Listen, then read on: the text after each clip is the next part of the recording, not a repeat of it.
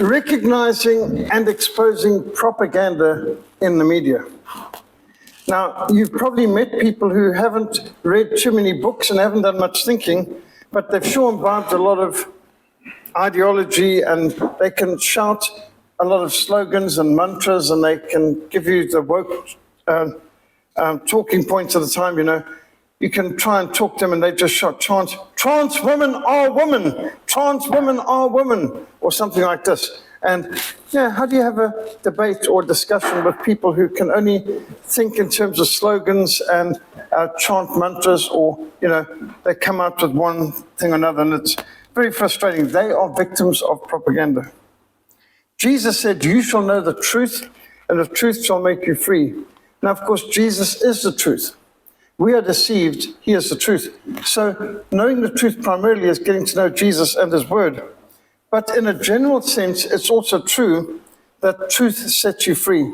When people give you lies, lies bring bondage, but the truth sets us free. Example, fake news 24/7, under Prostitutes of the Year, Adrian Basson, came out with another one. They continually come out with garbage. The News 24 has proven himself to be nothing but the mouthpiece for the ANC, a little more so than this time. They've been exposed by Report. Report exposed News 24's Not in My Name letter, which is apparently from prominent Afrikaners. Not that most of us have ever heard of any of those 44 so-called Afrikaners, most of whom have identified themselves as not Afrikaans. So people like Max du Preez, who has been an anti-Afrikaans person for years, suddenly he's speaking on behalf of the Afrikaners, even though he's been hostile to Afrikaners and said he's embarrassed that he's Afrikaans. But interestingly, it was exposed by Report after this newspaper article came out that the author of the letter was Karen Burgers. It doesn't take much to do a Google search and find out she's a senior director of DIRCO, which is Directorate of International Relations and Cooperation, which is just the way the ANC calls their Ministry of Foreign Affairs. I don't know why they've got to change the name. It's like you no longer have teachers, you have enablers, and you no longer have pupils, you now have learners. And that sort of Marxist rewriting of words like Newspeak from George Orwell's 1984. So as of December, Karen Burgers was stationed in Washington, D.C. at our embassy in America. And so she writes this letter basically trying to say that Afrikaners don't appreciate Donald Trump speaking up on behalf of us, and no, there's no persecution of Afrikaners, there's no race-based discrimination against whites in South Africa, no, there's no murdering of farmers in South Africa, no, the ANC government is not keeping white people or Afrikaners from the workplace and so on and so forth by 144 odd legislations. But anyway, it turns out it's a South African Foreign Affairs Department letter. Now, the EFF rebel-rouser Julius Malema and the ANC President Cyril Ramaphosa quickly praised the letter before anyone had even read it. And interesting, a whole lot of people who were listed on that list of 44 prominent Afrikaners were suddenly horrified to see their names there, distanced themselves from it, said, I never gave permission for my name to be used there. So much for these 44 prominent Afrikaners, most of whom say they're not Afrikaans, and a few others have signed it since, but it includes people who are obviously not Afrikaans. And interesting, this is obviously a PSYOPs, psychological operation. This is a propaganda campaign of our cancer government. I like to write ANC that way, showing that the middle letters of cancer is ANC. So you put a small c, capital ANC, and then a small ER, the cancer government, because they are a cancer. They don't contribute to help the body, they only break it down. So this letter, this Not in My Name letter, is basically to Donald Trump saying, Afrikaners in South Africa reject his resettlement plan, his offer of refugee status, don't appreciate what he said on behalf of the country and trying to speak out against the abuse of whites in general and the Afrikaans people and farmers in particular. And it turns out it's fraud. In fact, it's foreign affairs right from the beginning to end. It's a sponsored news. And so News 24 trusted news first. Actually, it's a fake news 24/7 is a better way of describing it. Then following this up, we saw how government engages in censorship of any criticism of it. Solidarité brought out a big banner, which was a paid advertisement, time for the G20, which is now more like G15, because all the top economies of the world are boycotting the G20, even China, which is amazing. Not even Russia is participating in it. So Russia and China aren't coming, America's not coming, so some of the greatest economies on earth are boycotting the G20. And South Africa is actually about 147 in the economies of the world, so we don't qualify for being in the G20 anyway. Still, you know, when you've got children drowning in pit latrines in government schools, you're not one of the great economies in the world. We're not one of G20s at all. But anyway, Solidarité timed us that the people coming to the G20 would see this when leaving Joburg Airport. Welcome to the most race-regulated country in the world. 144 race-based legislations, discriminatory legislations in this country. And this, the government authorities violated the freedom of speech guarantees in the Constitution by having these paid advertisements removed without even a discussion or asking them any questions at all, which is something that I think Solidarité have taken them to court over. Now, the first casualty in war is truth. You know, the first act of the First World War by the British government was to send a trawler to send their anchors down to trawl for cables, and they brought up the cables linking Germany with America and cut the news cables, the way of communication between Germany and the United States, so that the United States would only be able to hear whatever news the Biased Broadcasting Corporation could produce and send out to them.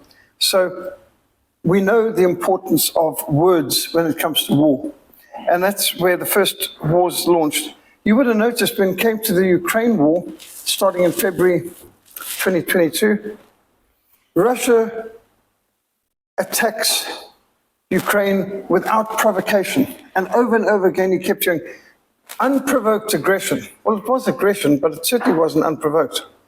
And somebody on a talk panel in Australia pointed out that the war actually started in 2014, not 2022. It's 2014 when America spent $6 billion to oust the elected government of Ukraine and bring in a puppet regime of America, which immediately banned Russian as a means of communication in Ukraine. And 95% Russian provinces like Luhansk and Donbass chose to secede by referendum from Ukraine, because if you don't like our language and our culture, you hate us, well, we don't want to be part of you anyway. So 8,000 Russian citizens, Russian-speaking ethnic Ukrainians in the eastern parts of Ukraine, in the Donbass region, were killed by the Ukrainian army from 2014 through to 2022. So before Russia came in, the Ukrainian government had been waging war against Russians living in Ukraine, killing thousands of them. So to call it unprovoked aggression is just not true. It was most certainly provoked, so much so that in January 2022, President Putin requested a meeting with President Biden in America. Remember, America was under that comatose autopen Joe Biden, who I don't think would have been able to recognize what day of the week it was. But anyway, he was apparently America's president, they said. Probably a ventriloquist dummy working him from the inside like you would with a glove. At any rate, American president refused to meet with the Russian president. February 2022, request for America to guarantee they wouldn't put missiles or American bases within Ukraine. Ignored. And then Russia went into Ukraine. So you can't say it was unprovoked. Russia asked many times for guarantees that Ukraine wouldn't join NATO, that NATO wouldn't continue to expand towards Russia, and that America wouldn't put missiles in Ukraine, which they're doing right now. So to say it's unprovoked is a blatant lie, but people just keep repeating it over and over and over. Sort of like in China, foreign and devil is a compound noun. Oh, like damned Yankee is a compound noun in the South America. And unprovoked aggression is a compound noun. It just goes together. When you talk about the war in Ukraine, it's unprovoked aggression, although America and Ukraine did everything they could to provoke it. My history teacher, Mr. Rhys Davies, who was a member of Parliament in Rhodesia, he reminded us, beware the victor's version. Wartime propaganda morphs into peacetime textbooks. The people in Britain, he said, you know that the British government is lying about us in Rhodesia now. What makes you think that what they're saying about the First or Second World War, any other war, can be trusted either? You know they're lying about us in Rhodesia. Why do you trust what they say about anything? And that's true. We've got to stick our neck out a bit and look at what is going on. And first reality is the media is not a reflection of reality. All the news that's fit to print is a lie. Without fear or favor is a lie. It's not real journalism at all. Anyone remember the Charlie Hebdo massacre? So Charlie Hebdo is a disgusting secular magazine that specializes in blasphemy, not just humor. They don't have good humor. All they can do is be vulgar, crude, disgusting, and blasphemous. And they've produced who knows how many anti-Christian cartoons. But then one day they did something very stupid. January 2015, they published some cartoons that mocked Islam and Islam's prophet, Muhammad. And then Muslim terrorist jihadists attacked the Charlie Hebdo journalistic HQ in Paris, murdering everyone. I think 10 people were in the office, they all got killed. And then Eva Skillik, leaders from around the world condemned this, and you had 24 heads of state leading a demonstration of 2 million people. That's what they said in Paris. And here's the pictures they brought up. And you can see everyone from Netanyahu to President Francois Hollande of France and Angela Merkel, the Stasi insider who ran Germany into the ground, and a whole bunch of others. I don't know what you thought when you saw this picture, but I thought, this must be a security nightmare. How did the security people allow heads of state to get in front of a mob of 2 million people and walk down the main streets of Paris? But don't worry, here's a picture that puts into perspective.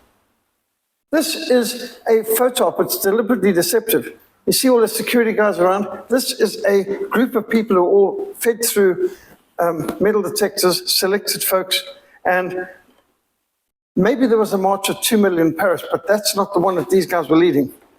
They were leading a photo op in a controlled environment of people carefully selected. It's maybe true you can't feel all the people all the time, but you can fool enough of them to rule a large country, which is true. Now, don't think what you're seeing in the paper is true. And I was brought up hearing the camera never lies. Well, that's before Star Wars and a whole lot of other things. AI and FX can certainly make cameras lie. At the same month that Charlie Hebdo massacres took place in Paris, there were massacres of Christians in Nigeria. I'm not aware of any head of state anywhere in the world who condemned the jihadist massacres of Christians in Nigeria. You know, don't shoot blasphemous pagan journalists in Paris. That's terrible. But Christians, that's not a problem. So somehow that never made the news. If you are offering comforting lies, you'll have a long line of people coming. But if you want to give some unpleasant truths, you're going to have a very short queue. Truth is truth, even if no one believes it. A lie is a lie, even if everyone believes it. If you want to know what's true, you don't take a hand count or a head count, a vote. That's not how we determine truth. Truth is not determined by popular polls. How dare people make fun of our peaceful religion? Aren't you glad that Islam is tolerant? Imagine if Islam was intolerant and violent. Have you noticed that atheists never sue Muslims? Richard Dawkins has gone after Christians a lot, but Richard Dawkins has never gone after Islam or Muhammad. And people like Barack Hussein Obama are not against religion. They're just against Christianity. He can be respectful about Hinduism, Buddhism, Islam, of course, but not Christianity. Same with Hillary Clinton. And notice, if abortion is such an acceptable choice, why do photographs of abortion make the pro-choicers so very angry? John Wayne once said, very few of the so-called liberals are open-minded. They shout you down and they won't let you speak if you disagree with them. And that's true. Now, Christians are being murdered in not just the Muslim world, but even in India. But I failed to show enough pictures in the past of Christians being persecuted in the West. And I was asked last week, what about Britain? Not on a map. Well, here's a picture of a lady who was asked by the police in England, are you praying? Yes, what are you praying about? What difference does it make? We're in a no prayer zone. No prayer zone? Yes. Do you realize you cross the street from an abortion clinic? Well, she was arrested for praying in England. Ministers of the gospel have been arrested for offending people in England.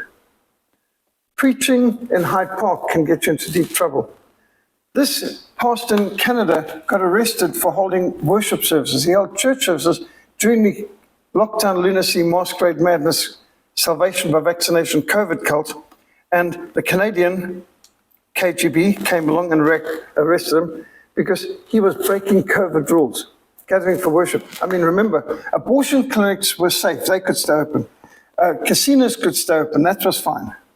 Bottle stores could be open. That's okay. But churches could not be open. We even had here in Cape Town, just across the road, a church that was closed down during the lockdown lunacy, but it was open through the week for people to go there for COVID testing. They had big banners. You could flood the church, and there was no restriction numbers, like when they opened up churches later. But you could come in any numbers into this church to be tested for, did you have COVID, and to get the vaccination, and so on. But you couldn't gather there for worship. And in California, here's a Christian being arrested for reading the Bible aloud. Where? California. Reading the Bible aloud. Now, people have been arrested, people have been killed while doing open-air preaching in America. There's been these 4 Christians were arrested at an Arab international festival because they were witnessing. Truth sounds like hate to those who hate the truth. As early as 1930, John Dewey was a major humanist, and he set up the educational system in America. He observed, we are being exposed to the greatest flood of mass suggestion that any people has yet experienced. Well, if that was true for the 1930s, it's 100 times worse right now. Propaganda is to a democracy what violence is to a dictatorship. Now, a dictatorship lives by violence, that's fine. But democracies, they can't be seen to be shooting people in the street and so on, at least not openly, maybe through some surrogates, but the government needs to pretend to be a democracy. So in a democracy, propaganda is how they control the people. In a dictatorship, violence is how they control the people. Propaganda is the calculated manipulation of public opinion to serve political and ideological interests, and it is pervasive. Just take, for example, the Arab Spring, which at the time the media told us was spontaneous, came from the people. And the spark that ignited the revolution, all lies, lies, and more lies. We now know, thanks to Doge and for what Elon Musk exposed, that USAID put in $40 billion to organizing, coordinating, and mobilizing the Arab Spring, which toppled many governments in the Middle East. Tunisia, Egypt, Libya, toppling them, causing havoc, the deaths of vast amounts of people, destruction of many churches, and a beheading of Christians, all sorts of things, chaos. And notice the most oppressive country in the Middle East was left alone, Saudi Arabia, because Saudi Arabia is one of the funders of this, and they're America's most favored nation status allies in the area. But Tunisia, Libya, Egypt all had destabilization, so did Yemen, and Syria was so destabilized that ultimately this country with the second largest number of Christians in the Middle East was toppled because Assad protected Christians and wouldn't let the Muslims persecute them. Egypt under Mubarak had the largest number of Christians in the Middle East, over 12 million, and They had soldiers outside every church in Egypt under Mubarak to protect the churches from the Muslim Brotherhood. But the US government, funded through USAID, toppled Egypt and installed the Muslim Brotherhood, who, by the way, are the founders of Hezbollah and Hamas. And according to Hillary Clinton, or should I say Billary Clinton, the Muslim Brotherhood is a force for peace and moderation in the Middle East. So they toppled a stable government that protected Christians and then stood back and did nothing as Christians were slaughtered and churches were destroyed throughout Egypt. And Syria, they toppled a stable government that protected Christians, and almost immediately afterwards, Christians start being massacred, and government flings up there and say, how could this happen? Well, they made it happen. The Arab Spring was all part of the New World Order. I called it a Christian winter at the time. This is not an Arab Spring. This was as manipulated as comes, and the media lied consistently saying this is spontaneous. Have no fellowship with the unfruitful works of darkness, but rather expose them. In the book of Revelation, we're told that at the end, God will send an angel to bind Satan so that he might deceive the nations no more. Revelation 20, verse 3. Well, plainly, Satan is deceiving nations today. If you find yourself in agreement with the world, meaning the World Council of Churches, the United Nations, and the world media, then you are deceived. We're involved in a colossal conflict, a world war of worldviews. If you agree with these people, the idols of the world, then you're deceived. Propaganda, what lies behind us, what lies before us, are small matters compared to what lies right to our faces. It's called programming for a reason. And we are being lied to our faces. George Orwell warned the people will believe what the media tells them they believe. And it's true. It's so often you find people regurgitating what is the talking point on SATV or NBC or the BBC and so on, Slime Magazine, Useless News and World Report, and Newspeak. If you don't control your mind, somebody else will. And notice, for example, when America had 1 million pro-lifers march in Washington for the right to life, it was a non-event according to the media. It didn't happen. I mean, if 2 homosexuals and a dog had done something, that would be news. But 1 million pro-lifers marching in Washington, D.C., it's a non-event. And we've had that too. We marched 30,000 people to Parliament, and the news media, well, the police said 30,000 marched. The Argus said 3,000 marched. The Cape Times said 300 marched. I mean, what's the difference? Just a couple of zeros. And we stopped Cape Town. Our people were lined up at the castle, solid along Strand Street, solid along Adderley Street, all the way to Parliament, solid. All transport in Cape Town was shut down, marching to protest the paganization of our country by the Mandela government. Grondwet op Godswet. Constitution must be based upon the law of God. God must be acknowledged. Now, this event was basically ignored by our media. The media saw it as a non-event. I mean, if we had marched for something important like homosexual pervert rights, well, then we would have probably got some coverage. But we're marching for no Jesus, no peace. No Jesus, no peace. And the Lord must be acknowledged. And back to the Bible. Who will rise up for me against the evildoers? Who will make a stand for me against the workers of iniquity? Psalm 94, verse 16 calls us to make a stand. And Christians should stand up, step out, fight the good fight of faith, speak up for those who cannot speak for themselves. We are also being exposed to commercial propaganda. Whatever you've got isn't good enough. It's the old version. You need to get the new, latest edition, and your cell phone's already out of date, and you need a different computer, and you need better TV and a flat screen TV, and you've got a surround sound, and whatever you've got isn't good enough. Your car isn't good enough. Nothing's good enough. Your face isn't good enough. Your hair's not good enough. Your shoes aren't good enough. Everything needs to be changed. And if you'll just buy this product and buy this service, you will be fulfilled and happy. Until the next edition comes out, then you must upgrade and replace. Marketing and advertising is also propaganda. And you'll see that even propagandizing and advertising against God. Like this Richard Dawkins creep in Britain, there's probably no God, now stop worrying and enjoy your life. This is an advertising campaign on buses in Britain. Well, two can play with that game. So Christians started to hire out buses with, "The fool has said in his heart, there's no God." And there definitely is a God, so join the Christian party and enjoy your life. Atheists today are spending a lot of time, a lot of energy fighting a God they claim doesn't exist. Does it make sense? There is no God, and I hate him. There's a real logical inconsistency here. If God doesn't exist, why are you spending so much time obsessed with him? And then you get the agnostics, which by definition means they don't know anything about God. In fact, agnostic is a similar term to ignoramus. It's, we don't know. And when you agree with them, they get angry at you. Now, if you found some bacteria on Mars, the scientists would call it life.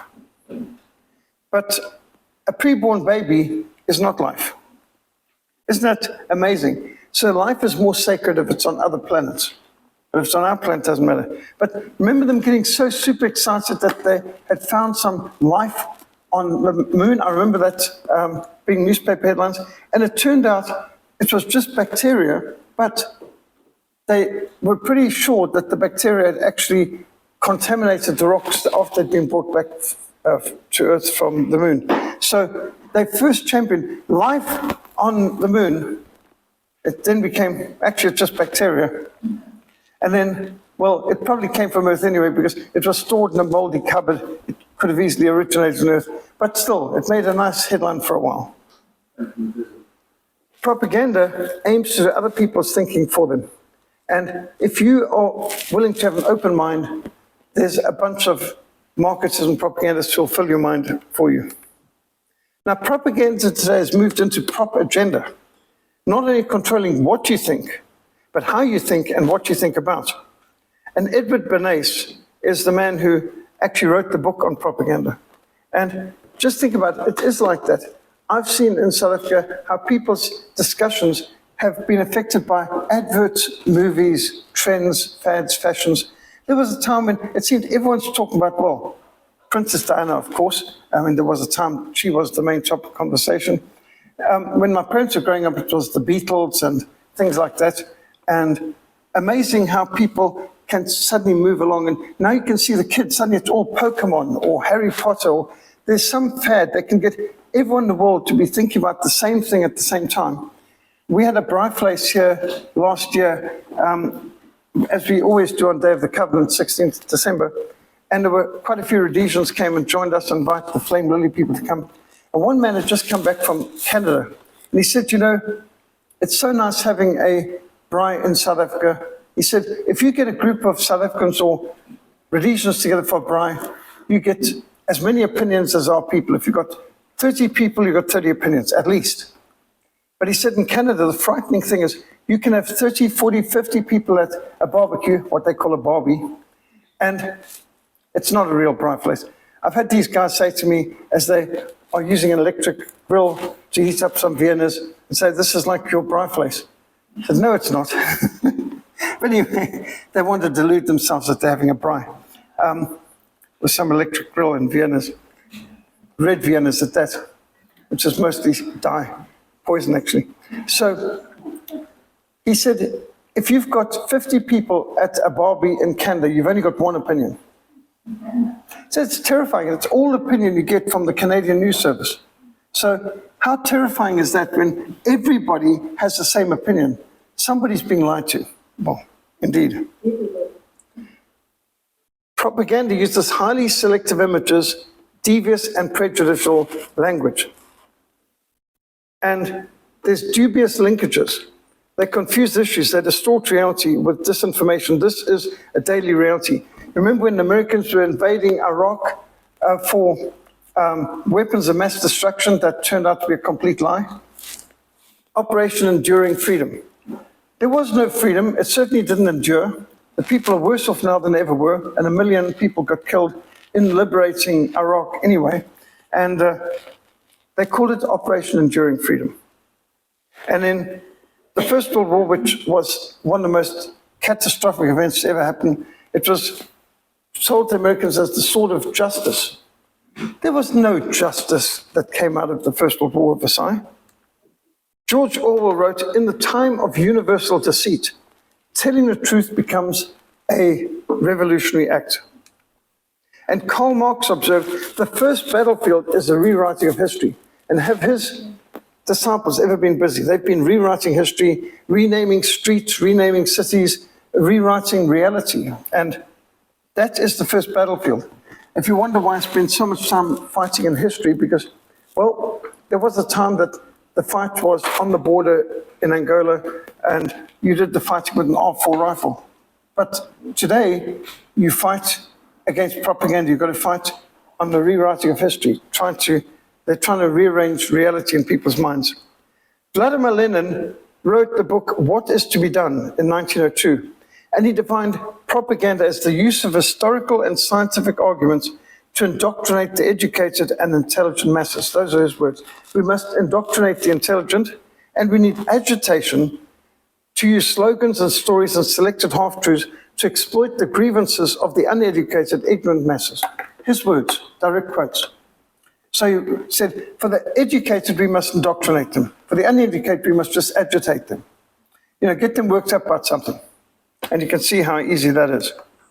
By the way, this is one of the 22 Rolls Royces that Vladimir Lenin owned. And, he called himself one of the povo, one of the people, one of the plebeians, one of the masses. But he lived literally with gold and leather and Rolls Royces and eating caviar, drinking champagne. These guys are all hypocrites. Karl Marx didn't do a day's work in his entire life. He lived off inheritances. He got excited and cheered when a relative died and he'd get some inheritance. The man gambled. He played money on the stock exchange. He did anything except work. I mean, Karl Marx was such a pathetic character. Karl Marx, his wife committed suicide. 2 of his daughters committed suicide. And 3 of his children died of starvation. He must have been a bundle of laughs to be with. I mean, how bad must it be if your wife commits suicide? It's a pretty bad reflection. And that's Karl Marx. And by the way, if you want to see Karl Marx's grave in London, you've got to pay £10. How's that for capitalist exploitation? To see the founder of communism's grave, you pay £10. That's a lot of money, by the way. Every unit of the Communist Party was to have an agitation propaganda section. Deceit in propaganda is justified because the end justifies the means. It doesn't matter if you lie, steal, cheat, murder, whatever happens, the end justifies the means. An end is communism, a classless world society. I mean, under the Politburo. So, dictatorship, proletariat. That's such a good end, such a worthy end. Any means justifies it. As Vladimir Lenin regularly said, treaties are like pie crusts. They're made to be broken. To tell the truth is a petty bourgeois habit, but to lie and to lie convincingly is a sign of superior intelligence. Now, how can you have negotiations with people for whom lying is an art form? And they always break their side of the agreement, always. The aim of propaganda is to rally people behind a cause. And if this requires exaggerating, misrepresenting, even lying about the issues to gain support, the end justifies the means. Some of you might have seen the film Roe v. Wade that we screened here a while ago.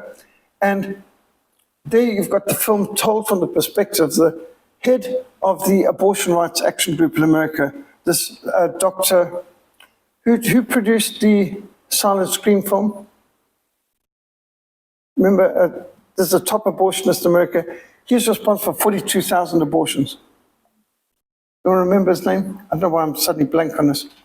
But this head of the abortion rights action group who exposed the film, they based the entire campaign to legalize abortion in America on lies. Everything was a lie. They just sucked out their thumb, number of women dying in backstreet abortions, and they did the same in South Africa.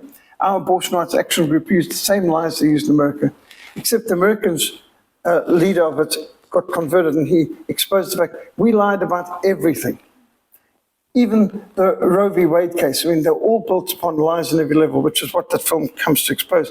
But they justified the lies because the end justifies the means. Now, what you see propaganda always does is ignores the historic context. You know, the way they tell the story in South Africa, one day some mean Afrikaners woke up and thought, I know what, let's just invent apartheid in order to make black people feel terrible and to make their life complicated. But they ignore the context. A continent aflame. People being fed through buzzsaws and sawmills in Angola. Ministers' missionaries being decapitated in Mozambique. People being massacred and tortured by the Mau Mau in Kenya, by the Simbas in the Congo. All kinds of atrocities taking place. Ignore the context. Why confuse the story with fact? Rather just go and see Invictus, and you can see the story that was put together by Clint Eastwood, who seems to like fiction, because according to this is the only time in history that a politician gets the credit for winning a sports game. And of course, Nelson Mandela gets all the credit for enabling the Springboks to win the World Cup World Cup rugby in 1995. And, you know, interesting, not the manager, not the captain, not the team. The politician gets the credit.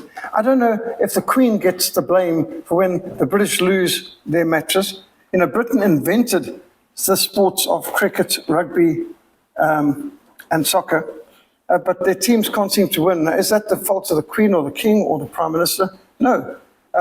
If any country happens to win, I mean, do you give Angela Merkel the credit that the Germans won the World Cup soccer for the 4th time in a row? What was that, back a few years ago? Now, only in South Africa is the president getting the credit, not the manager, not the captain of the team, the president did. Which, if that's so, I mean, not that the president was out there running on the road each day, but the Springboks were, and the Springboks don't get the credit, and yet the Springboks, by the way, gave the credit all to God. It's Lord Jesus himself. But in the movie, they twist all this.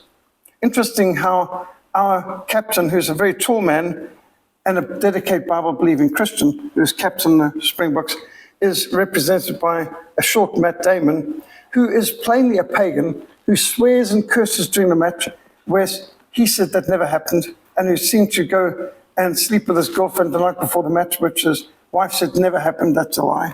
And they were Bible-believing Christians. And he didn't thank God for winning the match. As the captain of the Springbok team said, we would have thanked God whether we lost. It didn't matter. We always thank God at the end of the matches for the privilege of taking part in it, no matter what the results were. Clint Eastwood made that they got on their knees and they prayed at the end, thanking God for winning the match. But the Springbok team said, no, that wasn't the goal at all. We had a strong group of born-again believers in the Springbok rugby team, and we prayed before and after every match anyway. But in this film, it's the pep talks from Nelson Mandela that wins the World Cup rugby. And this is one of the best PR campaigns ever done for Nelson Mandela. It totally ignores all the context. And interesting, the whole ethos in this film, this is not him pointing to God, by the way. This is him swearing at one point in the match to get the guys to do better or something like that. But never has a politician done a wiser thing than when Nelson Mandela put on a Springbok rugby jersey and cap and identified with the Springboks at the moment of the greatest triumph. With over 1 billion people watching on TV, he'd have been a stupid politician not to have taken advantage. But this got him from being, you know, that terrorist Mandela to Nelson. I mean, the amount of South Africans who loved Mandela and became Mandela worshippers after that. Because the most important religion for most South Africans is rugby. And he identified at the points of need where the Springboks were triumphant. So this was a brilliant thing to focus on. Don't focus on the mess he made of the economy, how he wrecked our civil service, how he wrecked the nursing profession and the teachers' profession, closing down our teacher training colleges, closing down the nurses' training colleges, messing up the country with affirmative action, bringing in more race laws than we ever had before. No, just focus on the success of the rugby players and make it all Mandela's glory. Even though the captain of the rugby team gave all glory to Jesus. But the film gives all glory not just to Mandela, but to atheism.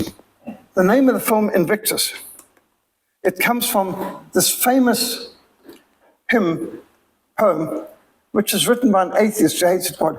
To whatever gods there are, I declare, I am the captain of my fate. I am the master of my soul.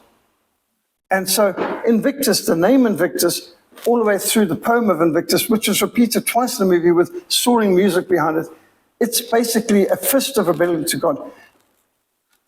To whatever gods are, it matters not how straight the gate. What is the gate that's straight? Jesus is the gate.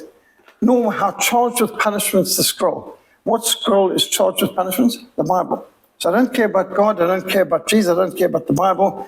To whatever gods are, I declare, I am the master of my faith, I am the captain of my soul. It's a rebellious fist of rebellion in God's face, and that's what Clint Eastwood builds the whole film around while glamorizing Mandela. And this film was being shown incessantly on South African Airways overseas flights. I had to do a lot to ignore it and so on overseas flights because it was everywhere. This was like, and the budget, by the way, got augmented, supplemented by the South African government. The South African government put about 100 million rand into this movie. Invictus was one big propaganda spiel for this country. But the context is the history of communism in Southern Africa. Mandela was part of a communist terrorist movement, part of a communist terrorist campaign, and he was the founder of the terrorist wing of the ANC, Umkhonto Sizwe. That's the context. We had Soviet battleships in neighboring harbors of Luanda and Maputo. We had the heads of the Warsaw Pact visiting our neighboring countries. The Soviets were offloading whole divisional armored corps from Cuba into Luanda. We had Soviet tanks in our neighboring countries, Mozambique and Angola in particular. The Cubans put 55,000 troops in at a time into Angola. About 600,000 served in Angola over the years, but there were always about 55,000 in Angola at a time. And there were missiles coming into our neighboring countries, especially Mozambique and Angola. Fidel Castro was visiting his latest colony in Angola. This is Agostinho Neto, who the Americans called a drunken, psychotic Marxist poet, which is a good description of this imbecile. Agostinho Neto is one who said, I have destroyed the Bible. Within 20 years, you'll need to go to a museum to see what a Bible looks like. Well, by God's grace, we've proved him wrong and a false prophet. Frontline Fellowship smuggled more Bibles into Angola after he made that false prophecy than even existed there before.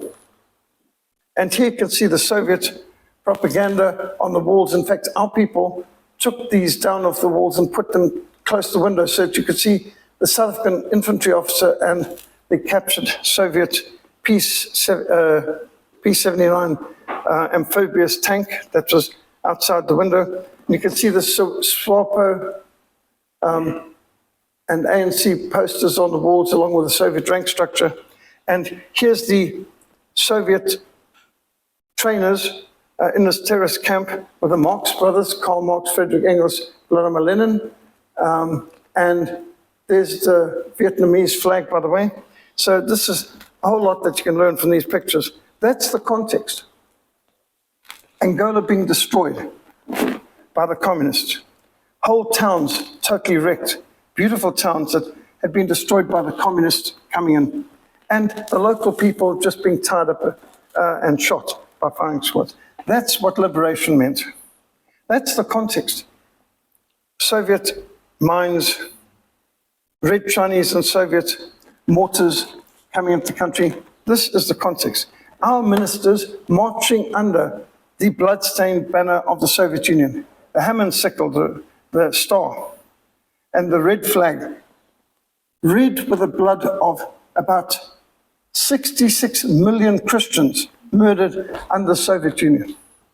And there are liberation theologians in South Africa like John Degrushi who are happy to march under the Soviet banner in South Africa. And the ANC needs to be unmasked. They were as evil as they come. Virtually every single member of the leadership of the ANC were South African Communist Party members, including Nelson Mandela. And the Southern Communist Party of South Africa was run by KGB Colonel Joe Slovo, and they got their direction straight from the Soviet Union. Bartholomew Klapani was a senior Politburo of the Southern Communist Party. He went to Senator Jeremiah Denton's commission in the United States in the Senate and testified how the Soviet Union completely controlled the ANC through the Southern Communist Party, that it was a KGB operation from beginning to end. There's nothing going on in the ANC. It wasn't completely controlled, funded, managed by the KGB and the Soviet Union. And by the way, Bartholomew Klapani got murdered along with his wife immediately after coming back. They were in Soweto and got murdered when he came back after testifying how the Soviet Union controlled the ANC. His daughter, who I met when she was 18, Pansy Klapani, was crippled in that same attack when her parents were murdered, and she was in a wheelchair. I was pushing a wheelchair in Frankfurt at Kirchentag, what the Germans call Church Day. It's not a day, it was 5 days, and it was nothing to do with the church. We went there to put up a stand and immediately got told that we couldn't have the proteas that I'd brought on our stand because they're racist flowers. I mean, did you know God made racist flowers? And then we had some beautiful missionary pictures, and we were told to take them down because they were paternalistic. But just across the way, there were LGBTQ, there were SWAPO terrorist exhibits. They allowed all sorts of things. There was no pro-lifer allowed in Kirchentag. I even went to the entrance and saw there were pro-abortion demonstrations, and one of the people even said, if only Mary had had an abortion, we wouldn't have these problems today. Written in German, of course. And the pro-lifers were demonstrating outside of the venue because pro-lifers were controversial. Terrorism and perversion obviously wasn't. We somehow got in. We were part of Partnership Stadtgewalt, Partnership Instead of Violence, and we were having our displays there for Christian Action and so on.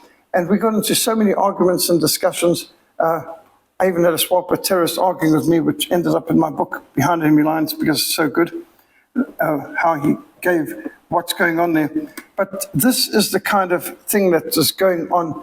These people are not willing to look at the truth. Nelson Mandela was a Marxist all the way along, so the context is irrelevant.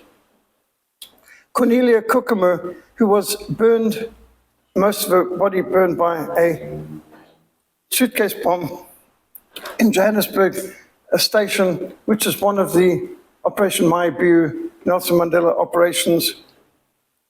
Her grandmother, 77-year-old grandmother, was killed in that bomb attack. This was in Johannesburg Station. This is one of the things Mandela did. Why bring that up? Because Invictus is all about glamorizing Nelson Mandela. He's the idol of the world. Why bring up the Church Street bombings, which the IRA helped the ANC to do, which killed a lot of civilians in Pretoria? And it's horrific. Many people guillotined by sheets of glass coming down from the car bomb. And people were literally severed in the streets from the vast amount of glass flying all over the place. And I was in Windhoek when the Kalahari Sands car park was blown up with a car bomb. And the amount of place you've seen bombed up, this is in Ondangwa, in Novemberland, butchery blown up, the post office in Ondangwa with a suitcase bomb. These are the sort of things Spark and the ANC did. This is the Magoo bar bombing on Durban beachfront, and the man who orchestrated this became a police leader. Was he in Transvaal? Remember the name of that chap who did the Magoo bombing? And they are merchants of death. Horrible pictures. You won't want to see the next picture. There's people being burned alive by necklace murders. This is the context of Nelson Mandela. But why would Hollywood want to bring that up? I mean, that's the context. You don't need the context. Mandela good. Evil, Afrikaners bad, you know? And this picture of Mandela, along with his handler, Joe Slovo, this picture was put in the New York Times newspaper, but they blanked out or whited out the background because why confuse people by letting them see a Hammond sickle and red flag of the Soviet Union behind them? No, we don't need that. So they blanked that out because you mustn't confuse your readers with the facts. And so Joe Slovo, KGB colonel, and Mandela, and all this, you don't need to explain who he is, who needs that. And there's Chris Hani just behind, head of the Southern Communist Party's Umkhonto we wing at the time. You don't need to tell the people about St. James Church massacre and people being murdered in church on Sunday evening, or Jared Harker, 21-year-old, who leapt on a hand grenade in the aisle to save the lives of people around him. Why give context of the Zulus being murdered outside Shell House, where Mandela gave the order to open fire on these unarmed protesters outside the house? No, Invictus is just one big piece of propaganda. This is propaganda exhibit A. It's better to be slapped with the truth than kissed with a lie. How do you control a nation? You distract them, you deceive them, you divide them, you indoctrinate them, and you disarm them. This is all part of propaganda.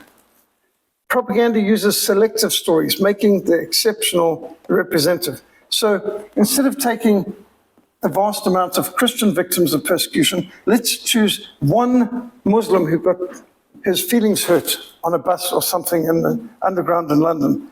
Let's focus on that. That's all that matters. Did you notice this new Muslim mayor of New York? On 9/11, on the anniversary of the terrorist attacks on New York, he decides to focus on his aunt, which is questionable whether his aunt was even in New York at the time. She felt uncomfortable traveling on a tube in New York City after 9/11 because people looked at her like she should feel bad for being a Muslim. Now, how's that for distracting people? 3,000 Americans die in the terrorist attacks that day, but his aunt felt uncomfortable. How's that for misdirecting? And then you should feel bad because you're not Muslim. And here she was wearing a hijab, and it's people who've done fact-checking says they don't think his aunt ever wore a hijab, and she wasn't in New York at the time when he says, so the story's probably made up anyway. But that's what the media focus on. Some Muslim had his feelings hurt. Who cares about the Christians who were murdered? You utilize a narrow source of experts, those who toe the party line. Remember during the COVID cult, the lockdown lunacy, they had doctors telling you, this is good, this is necessary, you must mask down, you must social distance, even though later it was admitted. There was no science behind any of that. And as for the vaccines, which are safe and effective, remember that, safe and effective. They weren't safe, they weren't effective. There's 5% injury rate and a huge death rate. When there's not even 1% injury, they pull the product off the shelves. But with COVID, that doesn't matter. The end justifies the means. The fact that 5% of people were injured or died is irrelevant. You must go ahead with the vaccines and so on. And it's safe and effective. Did we mention safe and effective? Okay, find out later. Pfizer even admits we lied. We didn't do tests. There was no time. But they had enough people willing to lie. Doctors, journalists. It's safe and effective. You must get it. It's safe for pregnant mothers. Nobody would have known. There was no time to have tested it anyway. And yet they kept telling you, and you will lose your job if you don't get this vaccination. You can't travel if you don't get this vaccination. And then later, we didn't force anyone. Oh, yes, they did. But they've got these experts. Now, all doctors agree, but those doctors don't. No, but they're not real doctors. All scientists agree. Well, those scientists don't agree. No, but they're not real scientists. All journalists agree. And those journalists who don't agree will be accused of not being real journalists. And all historians agree, except those ones, but they're not real historians, and so on. So they can narrow down the experts because only the experts who agree with us will be allowed to be registered or qualified and so on.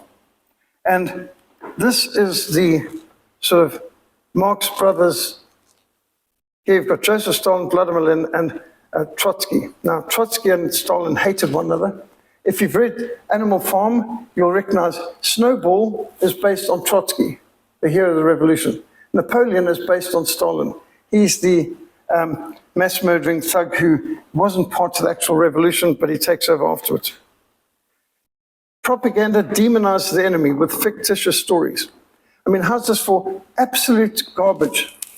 Wounded in a prisoner, our soldier cries out for water. The German sister pours it on the ground before his eyes. There's no woman in Britain who would do it. There's no woman in Britain who will forget it. Well, there's no woman in Germany who would do it either. In fact, when Florence Nightingale wanted to learn how to be a nurse, she went to Germany to learn how to set up a nursing profession because Germany was way ahead on Britain when it came to nursing. When it came to caring for people who were sick, Germany set the standard from the beginning. When you think of honorable people, think of Red Baron of the First World War. Think of General von Letlow-Vorbeck of Tanzania, East Africa. He was so principled, and he ran rings around the British and around the South Africans and the Rhodesians as well. Jan Smuts was even brought in to see if, well, you did guerrilla warfare during the war, maybe you can beat von Letlow-Vorbeck. Totally failed. Von Letlow-Vorbeck won all the battles and ended the war undefeated. The day came when the British sent over a man with a white flag saying, Germany has surrendered, the war's over. And von Letlow-Vorbeck says, we know it.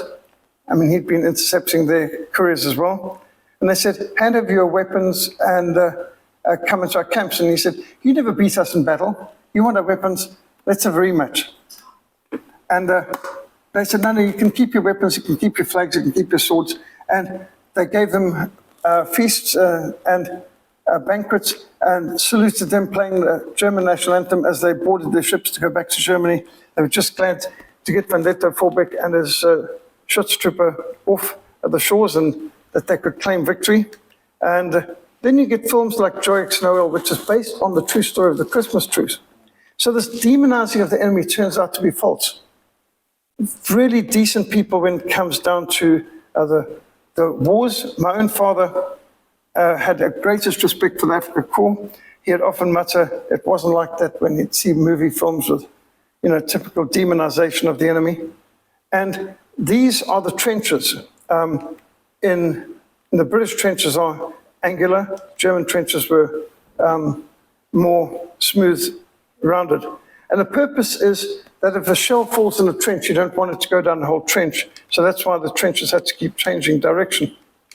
That's the British ones that were very angular. And I happened to be at Ypres where they were commemorating the Christmas truce. In this occasion, Australian troops, they even had the footballs, and there was the grandchild of Felix, I presume, the cat. Do you remember Felix or Nestor in the Christmas truce? The French army general ordered this cat shot as a traitor because the cat Nestor wandered across the German lines where he's called Felix, and because he crossed the lines, the French general actually ordered the cat to be court-martialed and shot. None of the French soldiers could catch him, so he escapes, and well, here we're seeing one of his relatives. He looks just like the Felix and Nestor of the Christmas truce. And this actually happened. When Christmas Eve occurred, the Germans were singing Silent Night, the British joined in, and then they were singing Come All You Faithful, and both sides joining in, the French joined in, and before you know it, they were crossing out their trenches, embracing one another because they were celebrating the Prince of Peace. Now, where does this put all the demonization of the enemy? And, well, the Australians, even 85 years later, survivors were coming and remembering it. Made such an impact. Well, propaganda uses a narrow focus. It uses the zoom lens instead of the wide-angle lens. The wide-angle lens of context will give you the whole picture. So, for example, imagine this. You're a child and your mother's on a trip, and she says, I want you to take a picture and send me showing that you've been keeping the house clean. And you get your zoom lens and you focus in on a bookshelf, and you can see some very neat books on the shelf. That's nice, honey, but I want a picture of the room. Can you show me, what does the kitchen look like? What does the laundry look like? No, Mum, we don't want to see that. We don't need a wide-angle lens. Let's just do this zoom lens. You see, the bookshelf looks fine, doesn't it? Yeah, but what is the lounge looking like? What is your bedroom looking like? No, you don't need to see all that. Just focus on this. The bookshelf's neat. And so, don't look at what's going on here, just look at this. And while you're about it, buy war bonds. The role of the mass media in promoting hostile conflicts from the First World War to the War on Terror, well documented. War has been sold very effectively by the media. You've noticed this, not just newspapers and films, but war's been sold a lot. Have you noticed the military as a public relations machine? So much so that if you've ever seen films like Top Gun, they literally have Air Force, Naval Air Corps, I should say, recruitment desks in the lobbies of the cinemas. People come out of that and they're signing them up. I mean, it's a propaganda film. Obviously, it's very well made propaganda, but it does sort of make you want to sign up. But you've just seen some really rousing film, and they're going to get these impressionable youngsters to sign up. It's that easy. And there's no way you can make a film with an aircraft carrier without the cooperation of the US Navy. And so you think of how the naval's help must be worth tens of millions of dollars worth of film production. And why would they give this favor? Because it's going to give a recruitment boost for them. And so selling great wars makes great propaganda. And America works together. The business of America is business. And in many cases, the business is war. Look at these girls, obviously artists. They were doing these posters by hand at one point. I mean, can you imagine the amount of work that goes on? They had really good posters, brilliant posters. And Winston Churchill, the British Prime Minister during the Second World War, said, in wartime, truth is so precious, she should always be attended to by a bodyguard of lies. Now, isn't that garbage? How can truth be protected by a bodyguard of lies? Well, you could write 2 Peter 2, verse 19 over most politicians. They promise them freedom, while they themselves are slaves of depravity. Here you've got the leaders of the free world, Churchill and FDR, next to the worst mass-murdering thug and dictator in history, Joseph Stalin, who gets the Guinness Book of Records greatest mass murderer in history prize. How can you call this leaders of the free world? There's nothing free about the Soviet Union. As Solzhenitsyn said, they killed 66 million Christians in the Soviet Union. In what sense is the Soviet Union a free country or democracy? Who elected Stalin? And at the end of the war, these leaders of the free world betrayed 150 million Christians, 15 countries into the hands of the Soviet Union, what became the Warsaw Pact. And then they betrayed China as well. And they betrayed all the Russian refugees, Ukrainian and East European refugees who were in the West, betrayed them into the hands of the NKVD. Operation Keelhaul. They literally, at point of bayonet, took men, women, and children, broke up them celebrating the Lord's Supper, beat people, shot people, stabbed people, forced them across the river into the hands of the Soviet Union, most of whom were shot out of hand right there, and the rest died as slaves in the gulags. So bad that mothers were even throwing their infants into the icy rivers of the Danube rather than let their kids be taken by the Soviets. At the end of the Second World War, not only did it betray Russian and Ukrainian people, including people who were never even born in Russia, but their parents had fled the Bolshevik Revolution, but they were of Russian descent in Europe, all of them, wherever they were, whether they were in France, Belgium, Netherlands, they were all forced back to the Soviet Union whether they wanted or not.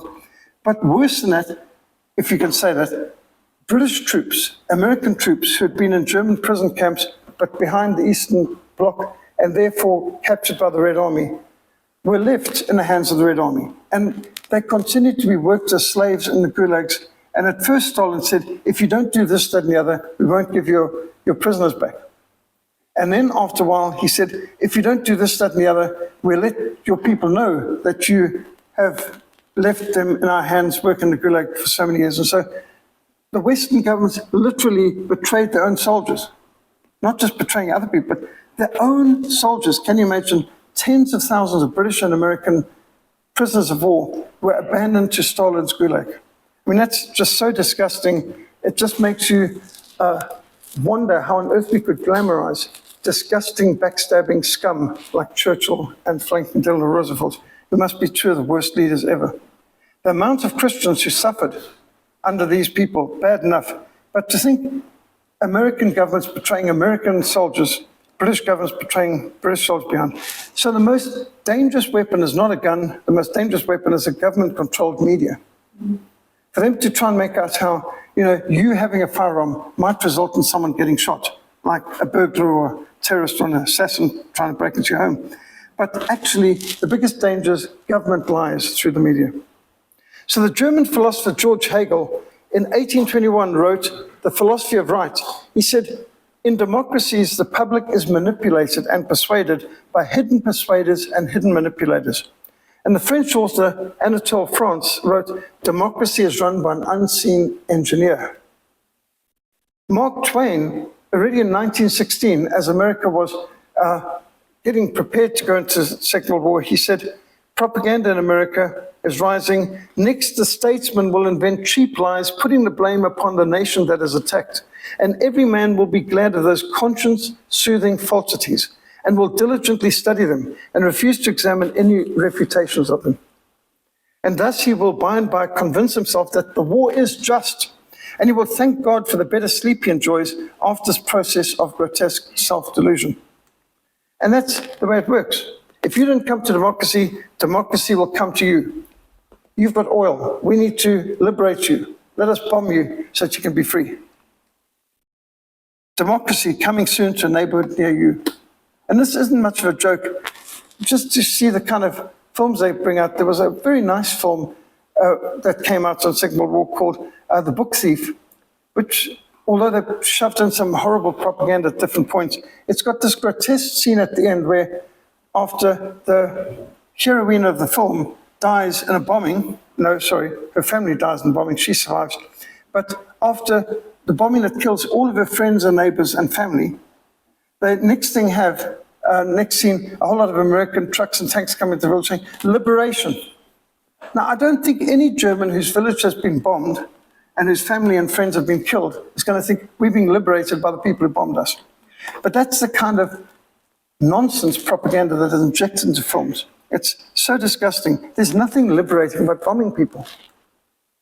And President Woodrow Wilson of the United States, by executive order, created the Committee on Public Information, CPI, in association with military intelligence. And the CPI was America's propaganda office. And they defined propaganda as the systematic, widespread dissemination or promotion of particular ideas, doctrines, or practices, meant to further a particular cause or agenda and weaken that of another. It is a systematic effort to manipulate attitudes, beliefs, and actions by the use of symbols. And Edward Bernays, the nephew of Sigmund Freud, was a theatrical publicist who was employed as a propagandist for the Committee on Public Information. And he later wrote the book on propaganda.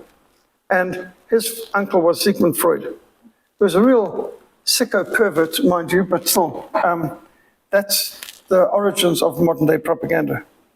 And Sigmund Freud has written all kinds of bizarre things, and he's done a lot to undermine civilization. His idea of psychology is quite perverse. Bernays based his methodology on social science researchers, such as the psychology of the crowd. And there's a psychology of the crowd. And Sigmund Freud wrote the book Group Psychology and the Analysis of the Ego. There's a psychological way how they manipulate people. These are psi wars. And then there's the researchers of the Russian psychologist Ivan Pavlov. Remember Ivan Pavlov ringing the bell? Conditioned reflexes.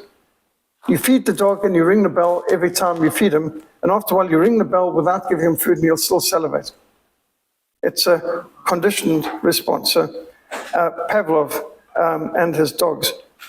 Just feel sorry for the poor dogs. Now, Pavlov, that name rings a bell. Bernays based a lot of his methodology upon the works of Walter Lippmann, who wrote about controlling and managing public opinion. His ideas were published in Public Opinion and the Phantom Public. It is Phantom Public, like, all people agree, all right-thinking people believe. All real scientists agree, all real historians agree. All qualified doctors agree, which is rubbish. Trust the science. Well, actually, science Real science is experimenting and questioning everything.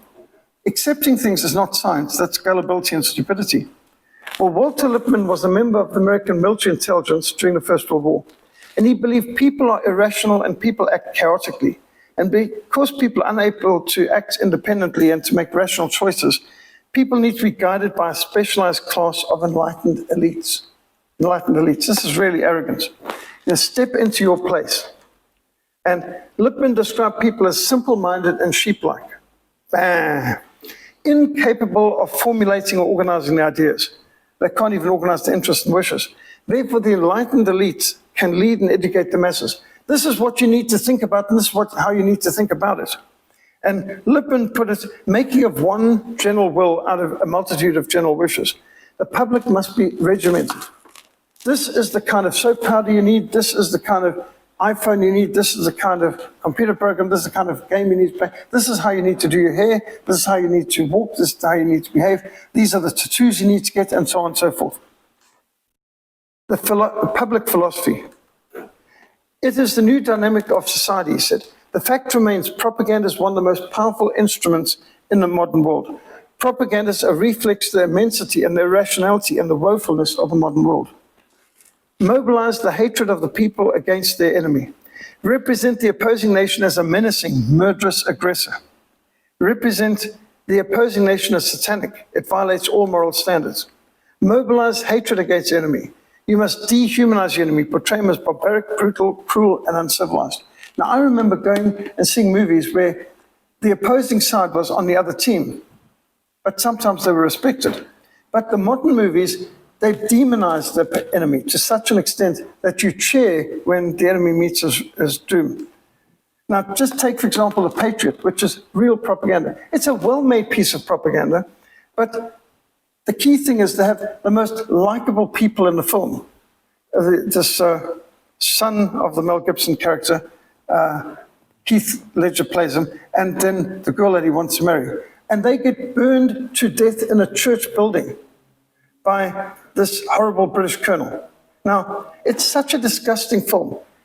Burning a church with the people boarded inside it down upon them. And this is such a sickening thing. I mean, you just hate that colonel and the redcoats in general. So I thought, this is not possible. I don't believe this ever happened. I don't believe people from a Christian country in the 1700s would burn civilians in a church. And so one day I was at a museum in America, and I happened to meet a man who turned out to be a doctorate in American Revolutionary history. And so I said to him, I've been wanting to ask a knowledgeable person about this for a while. Did anything like this ever happen? Did the British ever burn to death Americans in a church? And he said, no. Yes, well, let me explain. He said, no, the British soldiers never burned anybody in a church. But the American patriots, the American soldiers, did burn a congregation of loyalists, Americans who were loyal to the British Crown, in a church. So the opposite happened to what was depicted in the film. I wouldn't have expected that. I mean, I wouldn't think anyone would do it, but the dishonesty of this patriot film to demonize, and in fact, the British embassy even protested the American government about it, although the American government could say, well, that's Hollywood, you know, we've got no control over it. But that is typical of Hollywood. You demonize the enemy. You know that they never did that. No people of Christian background would ever do that. That's the sort of thing jihadists and communists may do in the 20th century. But I don't believe in the 1700s anyone would be doing that. And then I learned, well, actually, some of the Americans did it to British patriots or Americans who were patriots for the king. And that just shows the power of propaganda. When you can dehumanize your enemy, like what they did in Rwanda, Tutsis on Yensis, cockroaches. Well, you don't mind what killing cockroaches do. So dehumanize your people, your targets, and then you can get away with it. And so the media is so incessantly anti-President Donald Trump. And I mean, really, honestly, Putin's poodle, I mean, what a lot of pathetic garbage. This is such pathetic propaganda, it's laughable. But unfortunately, for some people, I've come across people who hate Donald Trump to such an extent even Christians, and you say, well, he's the best friend Christians have ever had in politics, and they still don't care. It's disgusting. That's British papers as well. Yeah. Laswell observed, so great is the psychological resistance to war in modern nations. Every war must appear to be a war of defense against a menacing, murderous aggressor. There must be no ambiguity about who the public is to hate. In fact, that's what they even teach scriptwriters for films now. It's not enough for the people to dislike the enemy, the opponents in the film. They must hate them. And you can see how they will even make things happen that will make you really hate this person. They'll invent fictitious things, and it's often, making the person look racist or whatever, and such a way that you think this person deserves whatever's coming to him. Bernays openly admitted he and his colleagues used made-up stories to provoke the hate and fear necessary, to raise the war bonds and the recruits for the war. Some of their stories, like bathtubs full of eyeballs, children being killed by the enemy, were recycled from previous conflicts. The British government actually issued an apology to Germany after the war about all the lies their Department of Information had done during the war, like hanging priests inside the bells, using them as clappers for the bells, and all sorts of garbage, throwing babies on bayonets in Belgium and raping nuns. And they admit later these were just sucked out the imagination of propagandists in London. But in war, it was considered acceptable. But at least at the end of the First World War, the British Parliament issued a public apology. It was so disgusting, but so effective was anti-German propaganda in the USA, Dachshunds had to be renamed. Dachshunds got stoned to death. German shepherds were being murdered in the streets. They had to change the name to Alsatians. And 14 states banned the teaching or speaking of German in the public schools. 8 million Americans were German-speaking when the First World War occurred. And mobs assaulted American immigrants who'd come from Germany. There's a man, Robert Prager, a coal miner who was lynched by an angry mob in Illinois. There was a Mennonite man who got lynched for refusing to serve in the army, but all Mennonites are pacifists. So that's the kind of hatred that comes from it. The CPI recognized while emotional appeals and simplistic stereotypes of the enemy can influence many, the intellectuals and the pacifists need different motivation. To them, American military intervention in Europe was described as a campaign to end warfare forever, a war to end all wars, and to establish a League of Nations, which, as you can see, wasn't very helpful and ended up with the United Nations, which is even worse. To the industrialists, the war was modified. It's a conflict to destroy the competition of German industry. Get rid of your competitor.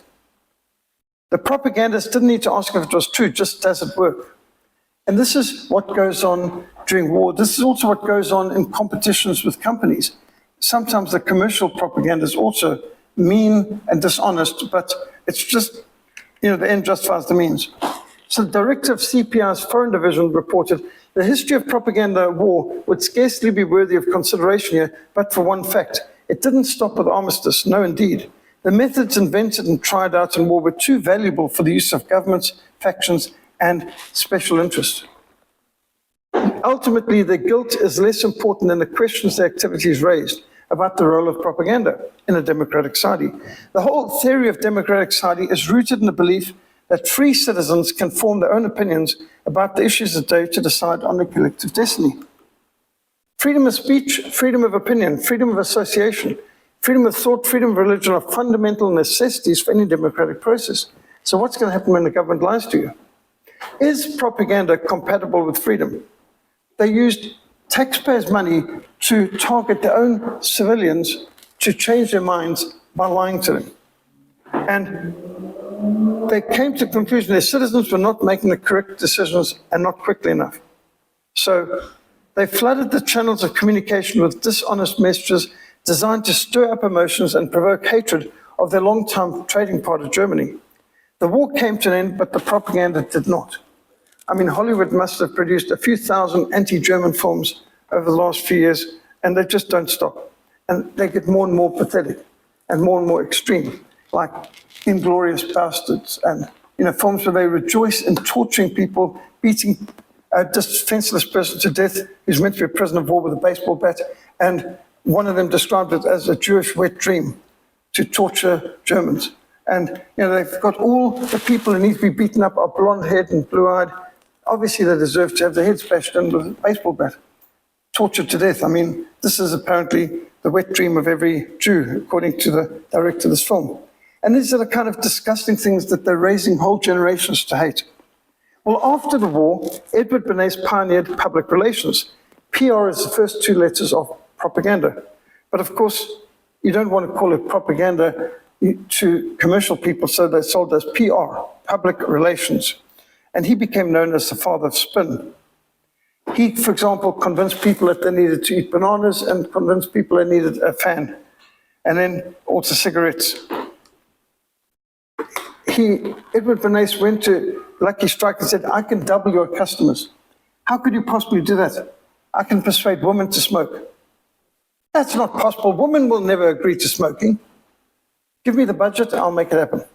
And so he hired some of the most beautiful models in America, paid them a fortune, had them smoke in public, had Easter parades where they were prominent, made the photographers employed to get pictures of these women in the most positive light, smoking cigarettes in public.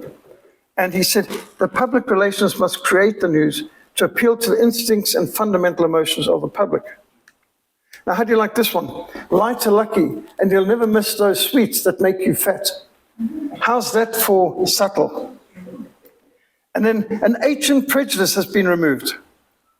And they're saying, women used to go in these big, bulky things to swim, and now we are having less modest swimwear. So this is just an ancient prejudice. If you can get women to smoke, then you're liberating them. And 20,679 physicians, totally sucked out the thumb, say Luckies are less irritating, it's toasted. Better than this, you need this throat protection. If you're on radio, if you're a singer, you need to smoke to protect your throat. Nothing like lung cancer to make you sound better. And in this coughing and wheezing and choking, it's going to make you more attractive. And if you smoke together, I mean, that's like, that's love, when you can share throat cancer together, apparently. And so propaganda, manipulating opinions. And what's in the center of the target? A woman smoking. He persuaded women that smoking was desirable. For centuries, it was a disgusting habit that only men did. And then suddenly it became, women must smoke. And they actually paid actresses, scriptwriters, directors, producers, to have glamorous models on the screen in the early days of Hollywood, smoking on screen. I'm so glad we've reached a stage now where smoking is no longer acceptable in most films. But that's the kind of things this character did. Today, American businesses spend trillions of dollars on marketing. And public relations firms just in America employ 150,000 workers. I don't know how many we've got in South Africa, but I bet it's a lot. How do you like this for propaganda? Now, this billboard, highest standard of living in the world, there's no way like the American way. And then it was during the Great Depression, and you've got the food line of people queuing up at a food kitchen. And so this is a picture taken by the Communist Party of the United States to have this food line in front of that billboard to try and discredit capitalism. And that's clever propaganda, actually. Have you heard of Gramsci? Antonio Gramsci was the co-founder of the Italian Communist Party. He said, to capture the Christian West, you need to Marxize the inner man, alter the Christian mind, turn it into its opposite, so that it will be not just a non-Christian mind, but an anti-Christian mind. And so the Gramsci strategy is to get people to think about all of life's problems without reference to Christianity or the laws of God. A quiet revolution. Everything must be done in the name of man's dignity and rights, in the name of his autonomy and freedom from outside restraints, especially from the claims and constraints of Christianity above all. And if you think of the Bill Cosby show, and that's classic humanism. There's no prayer, there's no Bible, there's no Christianity, there's no going to church. It's a totally secular family, but they are such a nice family and they solve all their problems just by humanistic reasoning. And so the Bill Cosby show is like Gramsci's strategy. Not openly anti-Christian, just subtly not making Christianity irrelevant. Capture the culture was the slogan of Gramsci. the termite strategy, rot the inside of the woodwork so that even if you put a fresh coat of paint, one day the whole structure is going to collapse. Capture the culture. So, decontextualize violence. Focus on the irrational. Don't look at the reasons for the violence. Dualism. Reduce the number of parties in a conflict to two, even when there's more involved. You know, it shouldn't be the Soviet Union, the West, and Germany. No. The Soviet Union is part of the West. And so you don't want to complicate matters by bringing in facts. Manichaeism. One side is good and the other side is evil, demon side. You can't recognize they've got some points and there are some justices on their side that we should actually negotiate about. No, it's got to be total surrender, total defeat. One side is completely irredeemably evil, the other side is good. And even if we bomb cities, use the nuclear bomb, doesn't matter, our side is good, everything we do is good. And Armageddon, violence is inevitable. There are no alternatives. You can't negotiate, you can't compromise. It's got to be all or nothing. And then confusion. Focus only on the conflict, not on the forces and factors that influence the violence. Never explain why the acts of revenge or spiral to violence. You don't need to understand why. Never ask warum, just do what we say. Don't explore the causes of the escalation and the impact of the media coverage itself. And so Prince Mangosuthu Buthelezi once said to me, you know, Mandela didn't end apartheid. He extended its life about another 20 years. He said in the early 60s, we were getting ready to dismantle apartheid. A lot of progress has been made in negotiations, heading towards independence of homeland states and so on. He said the ANC prolonged the conflict by Cato Manor, Sharpeville massacres. Their terrorism forced the Afrikaans to just pull the lager and to enact more and more strenuous legislation to try and protect themselves. He said, if we had followed the way of peace and negotiation, we would have gotten rid of apartheid long before. So the ANC and Mandela did not end apartheid, they prolonged it, which doesn't fit the narrative, does it? Which is why they hated Prince Mangosuthu Buthelezi. Failure to explore the goals of outside interventionists, especially big powers and bankers. Stephen Mitford Goodson, who's a regular guest here, said, it's funny that all the wars of the 20th century have been bankers' wars. The countries targeted just happen to be countries without a Rothschild bank running on usury. So, you know, it's just sheer coincidence that Germany, Japan, Italy, and Libya, Syria, Iran, Iraq don't have Rothschild banks, don't use usury, and they're not controlled by the Bank of London and so on. So don't worry about how many countries had oil. If you've got oil, you need to be liberated. And or in the case of the Transvaal Republic and the Free State, gold and silver, gold and diamonds, then you obviously need liberation. Yes? And obviously the war with Russia was just 2 months after Putin took all the Rothschilds and hand out. Obviously coincidence, can't possibly be the reason, can it? But yeah, I mean, it's the thing. When the Rothschilds can't control the banks in the country and can't use usury, obviously they're going to get bombed, but that's for another reason. It's only because we're concerned about democracy, not because we're interested in oil interest. And just because Kuwait had a lot of oil, that's not the reason we invaded Kuwait. It's not the reason we invaded Iraq, because that's some of the biggest oil reserves in the Middle East. So vote Democrat for a kinder, gentler imperialism. Fail to explore peace proposals and offer images of peaceful outcomes. There is no way that the peace will work, it won't hold, it's not possible, so don't even think about it. In fact, Winston Churchill locked up 5,000 British leaders without charge, without trial, because they supported peace in the Second World War. And this includes members of Parliament, members of the royal family, admirals, generals, field marshals. There were literal members from the House of Lords and elected members of Parliament who were locked up without trial, without charge in the Second World War because they supported peace negotiations, which made a lot of sense, especially when Britain was losing after the Norwegian campaign and losing the Low Countries and after Dunkirk. But they locked up British people right up to royals who supported the idea of peace, because you can't consider peace. Peace mongers are traitors. Confusing ceasefires and negotiations with actual peace. Of course, it's not the same thing.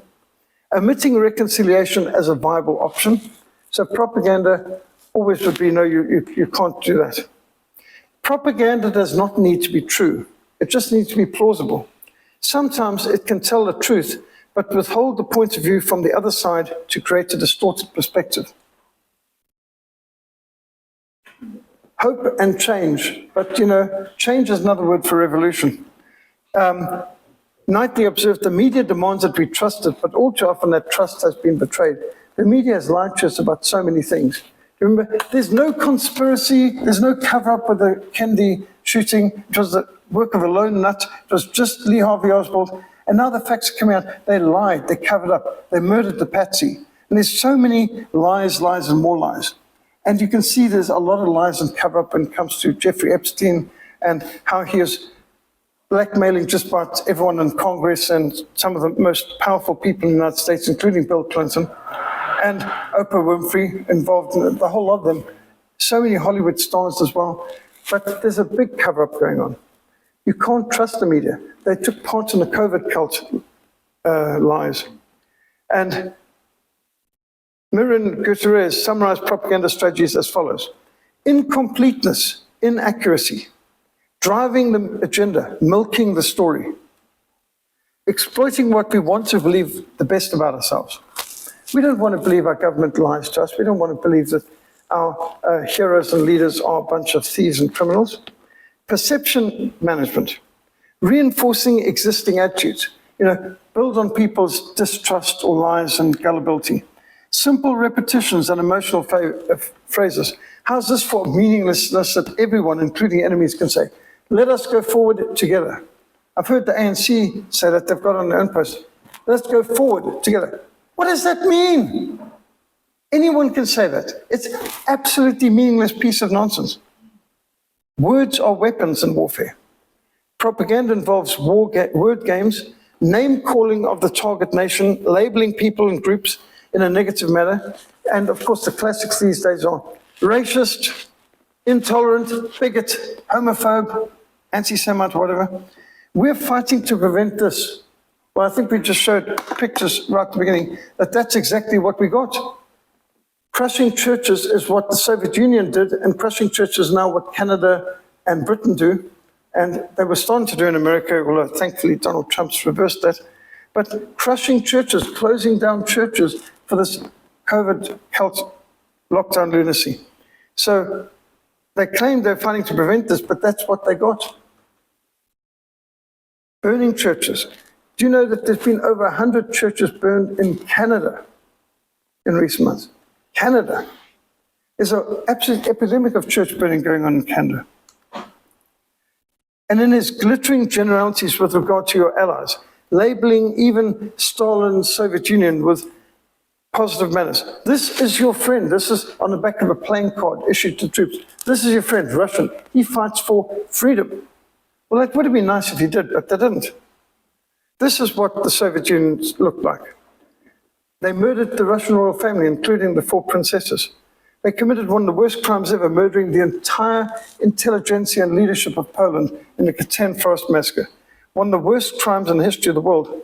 They murdered generals, admirals, colonels, lieutenant colonels, captains, thousands of NCOs, chaplains, physicians, lawyers, and the Soviet Union, biggest mass murdering thugs in history. And yet these were our allies. How's this for propaganda? Hero worshipping Joseph Stalin. This is one of my favorite pictures when it comes to propaganda. This is in Pravda, which means truth. Thank you, Comrade Stalin, for my happy childhood. Now, this child had every reason to have had a happy childhood. Her father and mother were senior members of the Soviet Politburo. But within a year of this picture being taken, her father had been taken out and shot. Within 2 years, her mother had died in a labor camp, and she died shortly after that. That's a poster child for thank you, Comrade Stalin, for my happy childhood. Of course, they didn't know that's what would happen to this girl when they took this picture, but that's the poster child for communism. This is the freedom most of the Chinese got from the Communist Party. The name of their main newspaper was Pravda. Pravda means truth. Izvestia means news. There are two newspapers in Russia. And the Russians would say just, there's nothing new in Izvestia, there's nothing true in Pravda. And yet the propaganda, this is propaganda. Statism has ideas so good they just have to be mandatory. You can't give the people a choice. As Margaret Thatcher says, freedom has its problems, but we've never needed to build walls to keep our people in. And communist countries need walls, like North Korea. And this has all been warned to us before by George Orwell. He saw this coming. Why? Because he is a communist, and he was a propagandist for the BBC during the Second World War. He based Mini-Truth, the Ministry of Truth, on the BBC. And his protagonist is Winston Smith. And I thought when I read 1984, which was a separate book in Rhodesia in schools, I thought he was basically on Stalin's Soviet Union. But he based it in London, Airstrip 1. And he had the whole vision of 1984 based upon the British country. Everything was here was British big brothers watching and so on. And that's what we're missing, is the fact that he's not just warning us about the Soviet Union. He's saying this is coming to Britain. And he worked in the BBC as a propagandist during the war. So that's why the BBC was his model for Mini-Truth. Political language is designed to make lies sound truthful and murder sound respectable.